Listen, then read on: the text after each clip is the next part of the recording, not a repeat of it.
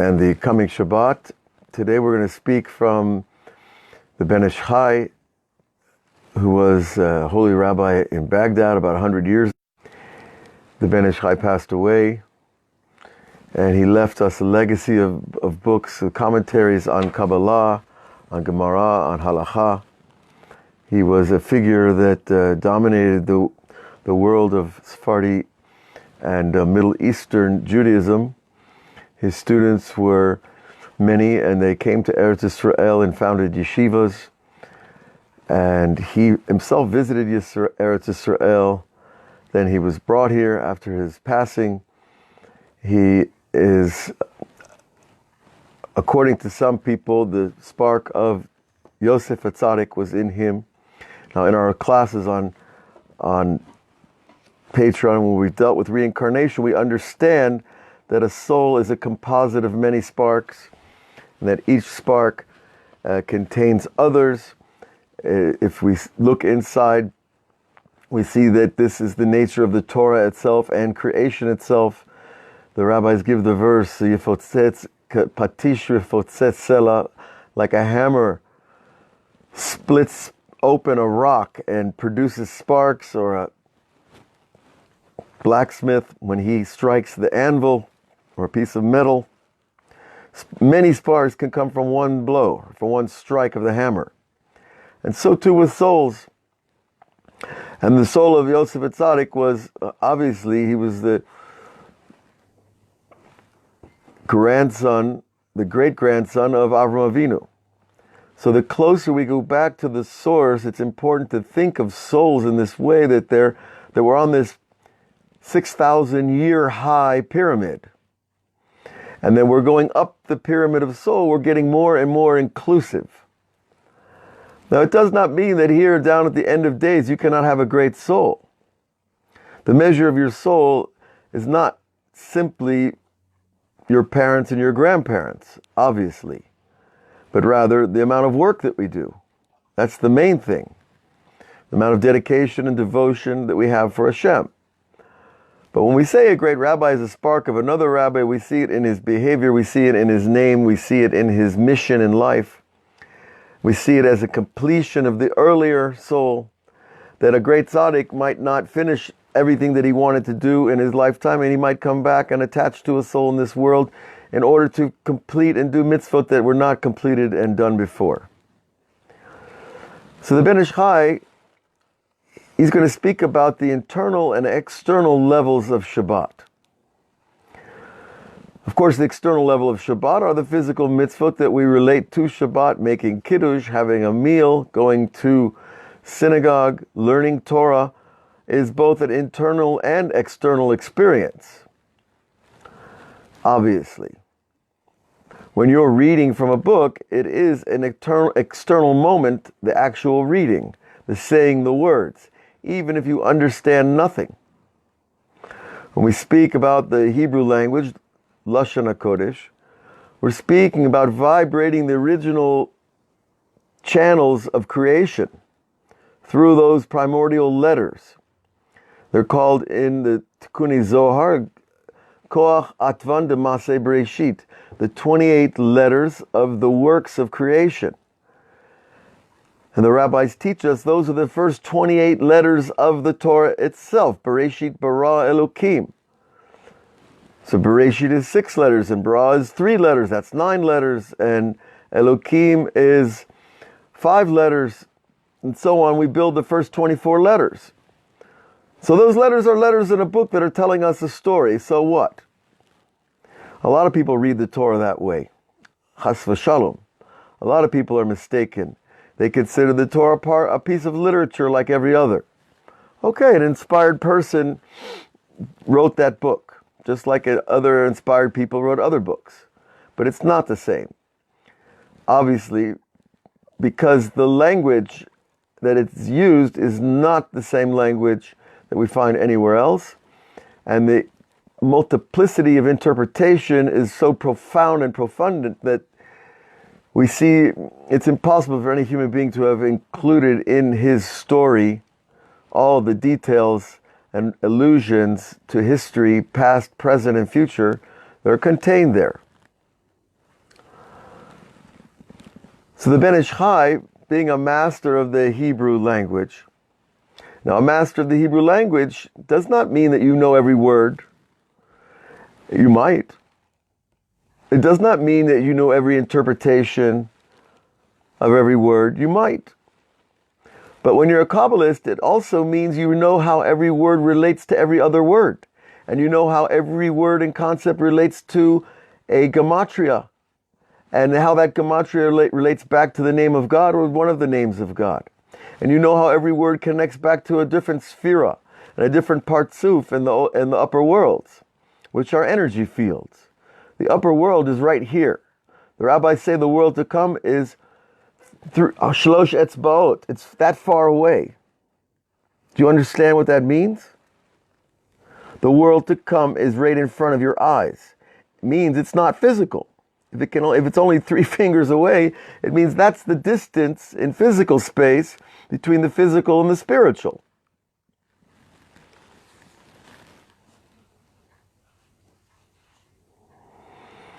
I once asked a Rebbe in Monsey, New York, about healing through the hands and blessing with one's hands on someone else. And he says you don't have to touch them. The person that you're blessing or the person that you're trying to heal through what's called energy healing.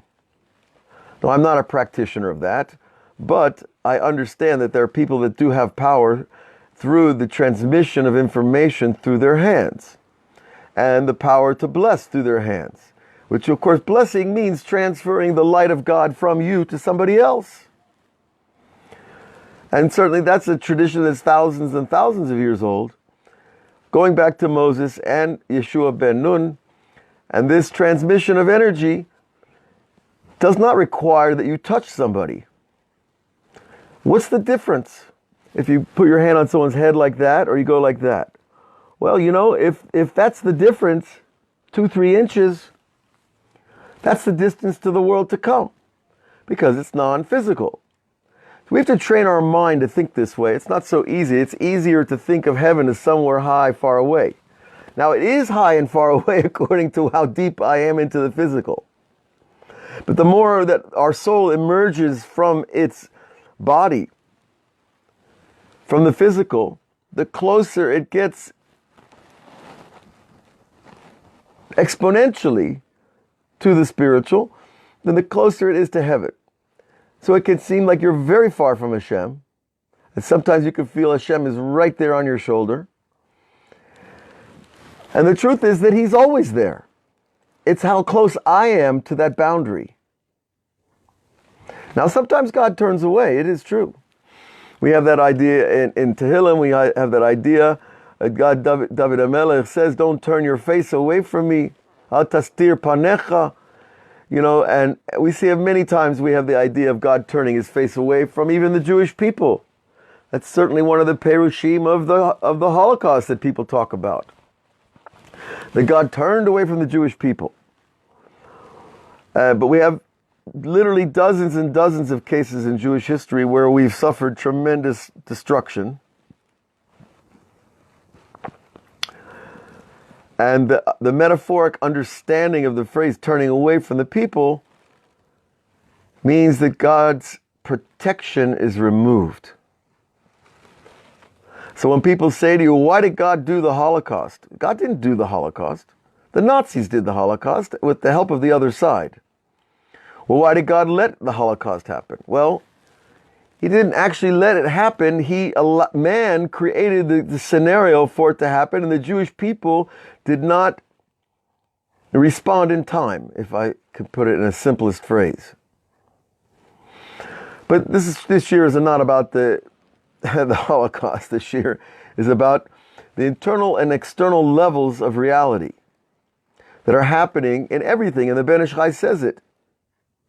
She'ein bo chitzoniut mipniyut. There's nothing in the world that doesn't have an external and internal element, a physical and a spiritual.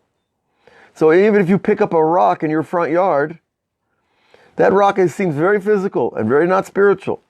But there is something spiritual that is bound to that rock. And certainly if you go down to the kotel and you dislodge a rock from the wall, well, they're going to scream at you first, so I wouldn't recommend it. But, a rock at the kotel has been absorbing spiritual energy for thousands of years from people's heartfelt prayers. And that contributes to the spiritual quality of something.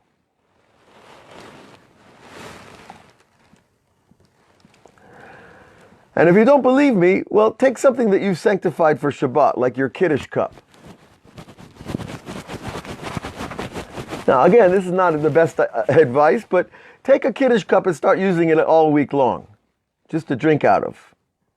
See what happens. It's a challenge.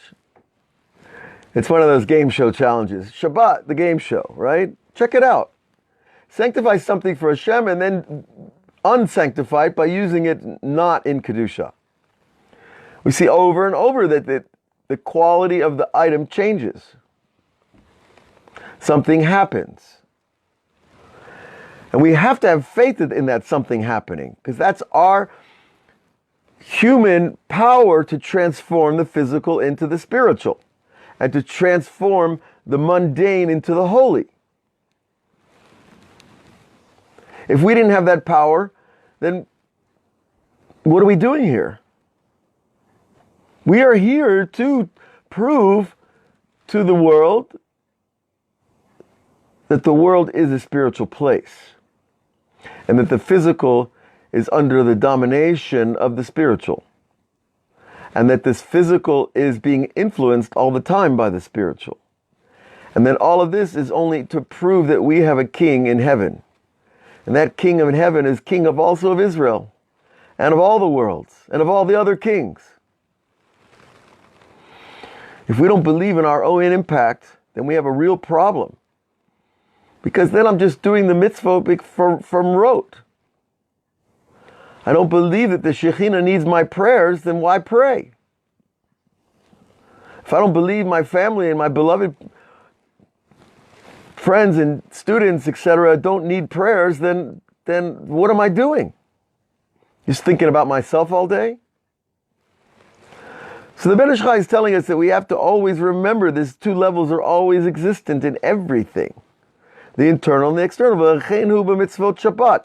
Certainly in Shabbat we have the Chitzoniyut Shabbat, which is the pleasure of Shabbat, which is revealed to us. It's the bodily pleasure that you have on Shabbat, whether it's a hot shower before Shabbat, going to the mikvah is certainly a pleasure, and all the food and the drink.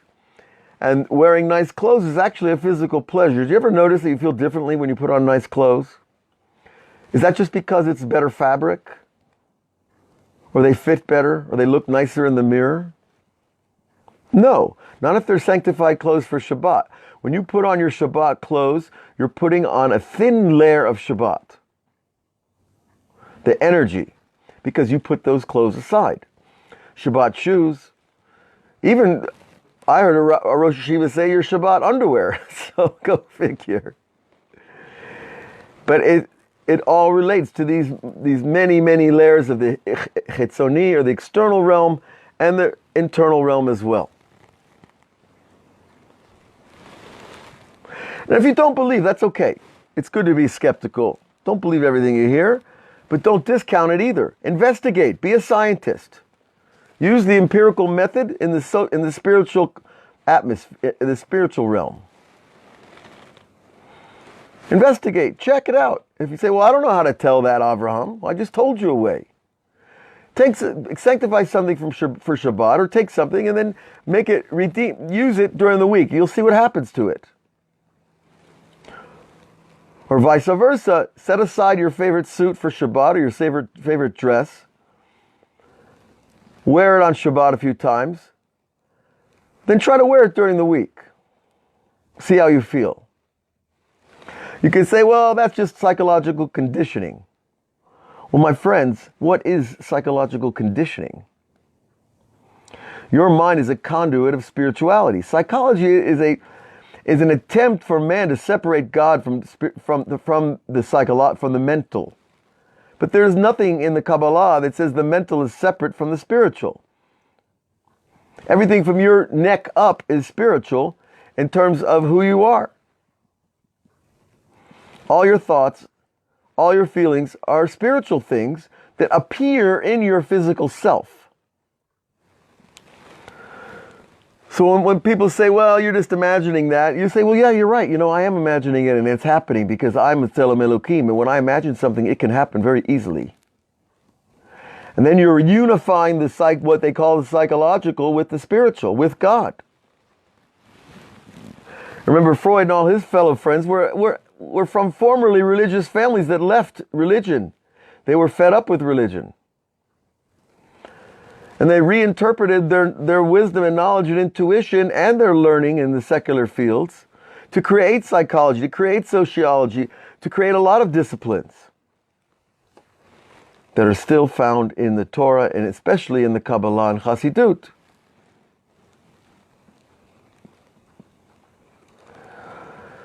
And the more that we learn of the Torah and the Hasidut and the Kabbalah, along with our secular learning, we see the parallels so clearly. That's worthy of a whole series of classes, really, but we're not going to do that now. But nonetheless, Rabbi Yosef Chaim is going to guide us further that all these external things of Shabbat, and he even includes relations, and he also includes Tosefet Merubah Al Me'acho, adding time to your Shabbat, taking on Shabbat a little early, keeping Shabbat a little late on Saturday night. Those times become sanctified. Now, how do you sanctify time? Time is not physical, as we understand physical. Time is abstract space. It is created by the human mind, actually. How do you know that? Because when you go somewhere, it seems to take a long time, and when you come back, it takes a short time, but it's the same distance, and you travel the same speed. But your mind is translating reality differently. When you're going somewhere, you're in anticipation of arrival, and therefore it takes longer. It seems to take longer. And when you're going home, you're not paying attention. It seems to take shorter, but it's the same distance, the same speed. So you see that your mind is a time creator and processor. That's the same thing when you're in love. When you're in love, things go very fast.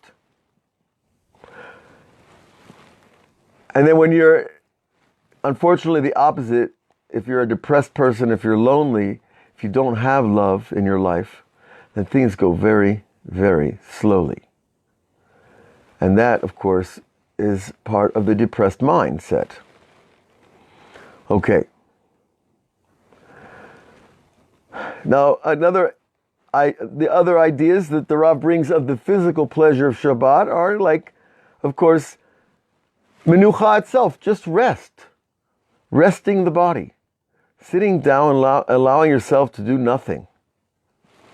And not doing any of the particular works that we do. Physical work in general, we try not to do on Shabbat. Of course, you can mop if you have to mop because there's a spill, or there's sweeping to be done because of the wind blew the trees, blew the leaves of the trees into the window. There's certainly physical things we have to do on Shabbat, but we don't do them as a rule unless it's connected to the pleasure of Shabbat. For example, we're not allowed to arrange a bookshelf on Shabbat if I'm doing it in order to structure my bookshelf. Here's my 5 books of Moses, and here's my halacha, and here's the Kabbalah, and here's the Hasidut books, and each section of your shelf. No, we don't do that on Shabbat. But if straightening up your books gives you pleasure for Shabbat, you are allowed to. Because disarray in the physical world creates disarray in the mind. Is that just psychological? I'm sure an atheistic psychologist will tell you that it is. It's psychological, that the mind likes order, and therefore when your room is ordered, you have pleasure from the order internally. But in a Torah concept or a Torah perspective, we say that the ordering the books for Shabbat for the sake of Shabbat doesn't just give you ease of mind because of the order. It connects you to the idea of a total order, which Shabbat really is a symbol of.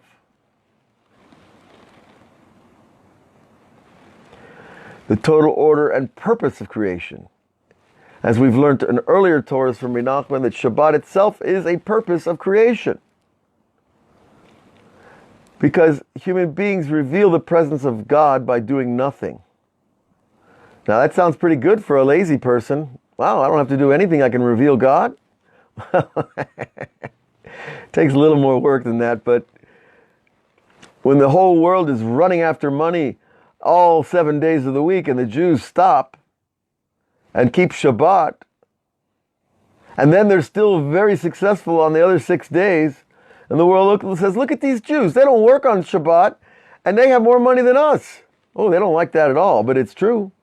And that's a proof that God wants us to keep Shabbat because He makes us more successful. That's the whole idea of the double portion of manna that came from the heaven on Erev Shabbat, Friday afternoon. So that the world can see the Jew is not shopping on Shabbat. He's not worried about his food. He gets a double portion from God because he doesn't work. Because you're wearing God's name when you don't work on Shabbat. You're saying there's something more than my weekday job. Now, of course, your employer might not like it. He might fire you. That's okay. It's a great level to be fired because of Shabbat. I know a friend of mine was a Hollywood writer, and he got fired for not writing on Shabbat. And he had a tremendously successful show afterwards. And so on and so forth. That example is manifold, those stories in Jewish lore, especially in the modern days when all the Jews got to America from Europe and got off the boats and they got jobs and they were told they'd have to work on Shabbat. Well, a lot of the people didn't work and they still were blessed tremendously. And if you don't believe it, try it. One Shabbat, tell your boss I can't work, it's Shabbat. If he fires you, I would first pray to God and say, God, I really don't want to lose this job.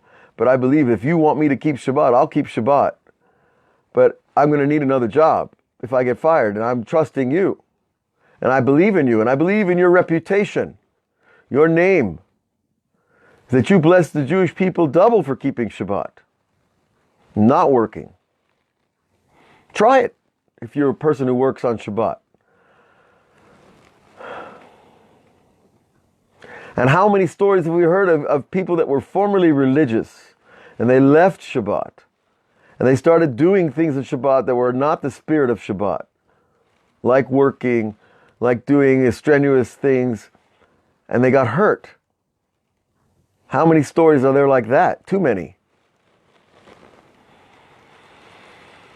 Because once you're blessed with the gift of Shabbat and you throw it back to God, you say, I don't want this gift. Sorry, take it back. What kind of message is that to Hashem? Take back a gift. Nobody likes that. That's insulting.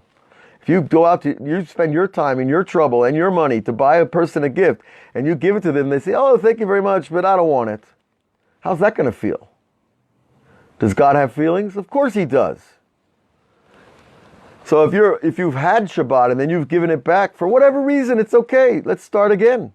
We can always start again, especially with Shabbat. Shabbat is the beginning of everything.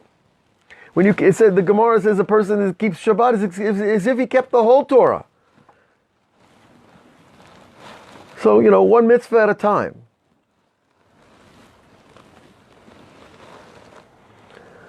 Okay. Now, we've been just talking about the physical pleasures of Shabbat. But of course, they're all interwoven with the spiritual. And on Shabbat, we get an extra, the Ben Ishai teaches us, a nefesh tosefet, nefesh ruach neshama. You get an extra nefesh, which means more physical power. The extra ruach means more emotional power, and more neshama means more intellectual power on Shabbat. So what do I need more physical power for if I'm resting? No, but the physical power that you're getting on Shabbat is for to engage the spiritual more. To learn more, to pray more, to meditate more, to speak more of holy things. It's frightening to me. I go to yeshiva every day and I work with people, and so I'm busy with spiritual things all the time. It's very easy for me to keep my mind on spiritual things, but I still get, if I go fix something in the yard, my mind is all of a sudden physical. But people who work all week long, and they have physical jobs, and then they finally come to Friday afternoon, and they have a chance to not be involved in the physical world, you jump at it and see the difference. And then Shabbat becomes a spiritual ta'anug, a spiritual pleasure. I get a break, and God is giving me the break. And it's a break to actually get in touch with my inner self. And that's the inner level of Shabbat. And these extra aspects of the soul are there to help us from the Kedushat of Shabbat, and this comes from an illumination of the upper worlds, that it's happening all over creation on this day. The lights got turned up in heaven on Shabbat. And that's everywhere.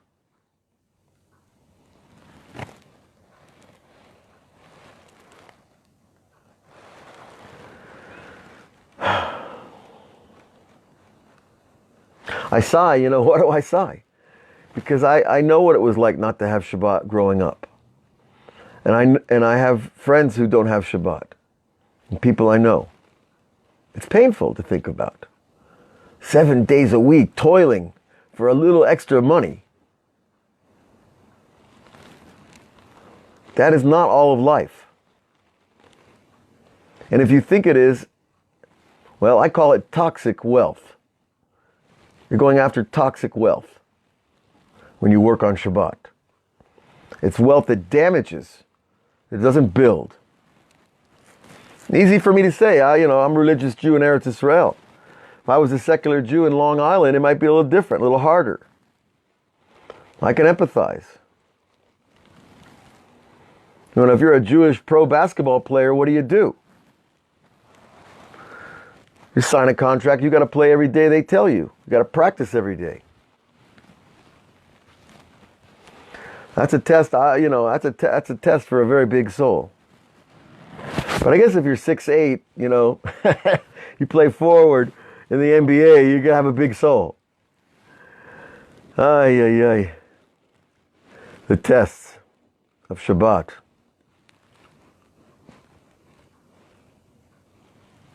A friend of mine just told me that he was in an African country, and it was Shabbat, and he kept throwing up, and he didn't know what to do. He didn't stop. And he'd had food poisoning before in Africa. So he thought maybe it was that, and he waited all night long. All night long he's throwing up. And then he's like, okay, something's wrong here, but I don't want to break Shabbat. And he said, no, I have to break Shabbat now. It is a mitzvah to break Shabbat when you're even concerned with the possibility of dying. Right? People think, you only break Shabbat if there's pikuach nefesh. Right? It means that a person could die. But that's not really the precise rendering of the halacha. Says, if there's a safek pikuach nefesh, even a doubt that someone could, lo aleinu, Hashem yishmor, receive a deadly illness on Shabbat, you have to break Shabbat. It's a mitzvah. And you should be and the Ben Ish Chai writes elsewhere, you should run to be the first one to break Shabbat for that person. So you see how the Torah is interested in life before law.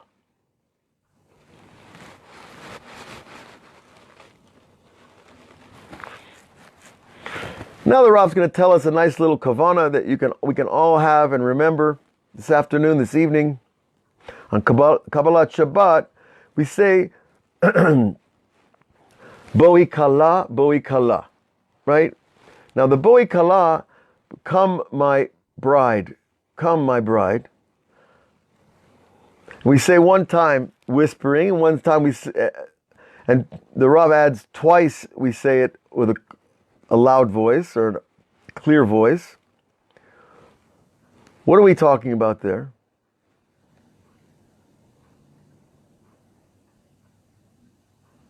We're talking about the outer soul and the inner soul of Shabbat.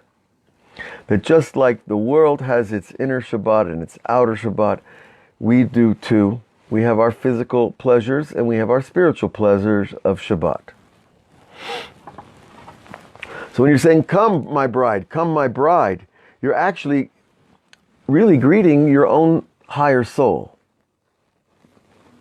It's not an instruction manual here that we follow because everybody else is doing it. It's an instruction manual from the Kabbalists to tell us what's happening on the internal level of creation. Boi kala, come my bride, come my upper soul. I want you. I need you. I want to reunite that relationship.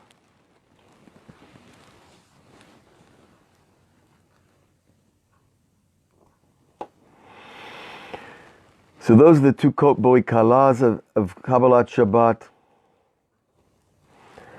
And each one brings its own aspect of your higher soul, the nefesh, the ruach, neshama of your higher soul. And these are really the superhuman parts of us. They might not seem so superhuman because we haven't exercised them enough. But when we do, you will see it. And so I want to bless all of you with a holy Shabbat, a happy Shabbat, and a conscious Shabbat. And to believe the words of the rabbis are not just writing things because they have nothing better to do. They're trying to share with us a deep truth. And if I'm not connected to it, that's just because my filters aren't clean yet. But when you feel it and you experience it and you know it, life takes on manifold meaning and purpose. And all of it is rooted in the idea of the purpose of Shabbat, which is the purpose that man should be more like God. Because God rested on the seventh day, so too does man. So Shabbat Shalom to all of you. God bless you. We'll see you next week on Patreon, on YouTube, on Facebook, and wherever else we might happen to see you. Shabbat Shalom.